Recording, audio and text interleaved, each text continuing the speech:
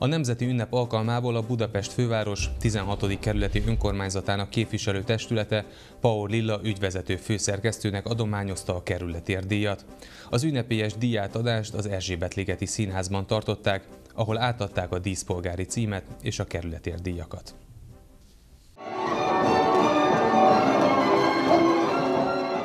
Az ünnepi műsor a Márciusi Mese című összeállítással kezdődött. Közreműködtek Meskó Tímea, Derzsi György, Medve József, a Liget Akadémia és a Forgatag Művészeti Társaság táncosai, valamint a Rácz-Aladár Zeneiskola növendékei. A 16. kerületben a kerületér kitüntetések odaítélése az úgy történik, hogy meghirdetjük a kerületi újságokban, hogy bárki tehet javaslatot arra, hogy kit tart érdemesnek arra, hogy a 16. kerület példaképe legyen, hogy itt a kerületér már elég sokat dolgozott, és hogy mindenki tudhasson róla, és ezt a díjat megérdemelje.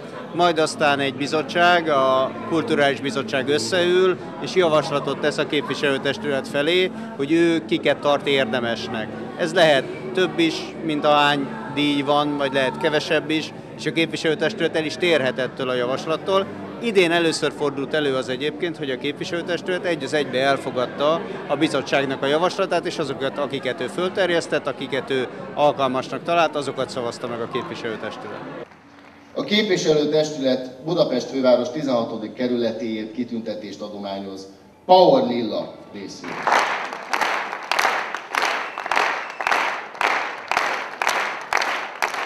Paur Lilla Budapesten, a 16. kerületben született, ahol azóta is él. Értelmiségi család gyermekeként nőtt fel, eddigi színes és gazdag pályafutása alatt minden területen elismerték. Tavaly vehette át a Magyar Köztársaság Arany Érdemkeresztjét. Érdekes, amikor elgondolkodtam, hogy ez a kerületért kitüntetés, ez mit is jelent. Hiszen az ember nagyon sok mindent tesz a környezetéért, csinálja a dolgát, lehet azt mondani. Én mindig azt nézem, hogy egy picit, hogy a többieknek is jó legyen, ezért van nagyon sok olyan felvételünk, nagyon sok olyan műsorunk, ami karitatív, ami a többiekről szól, nem rólam, nem rólunk, hanem arról, hogy megmutassuk azt, hogy kiben milyen értékek vannak. A lokálpatriotizmus az egy megfogalmazhatatlan dolog, szóval nekem Mátyásföld, haza-haza. Budapest is, mert amikor külföldön dolgozom hosszabb ideig, és jövök haza, és bekanyarodok az Erzsébet hídra, és a Gellért-hegy mellett végig megyek a fővároson, akkor mindig könnybe lábad a szemem. Szóval jó hazajönni. De ezen belül is Mátyásföld, a 16. kerület, az egy olyan gyökér, olyan tartást ad az embernek, és olyan hihetetlen történelme van, amihez jó tartozni. Hát így meg pláne.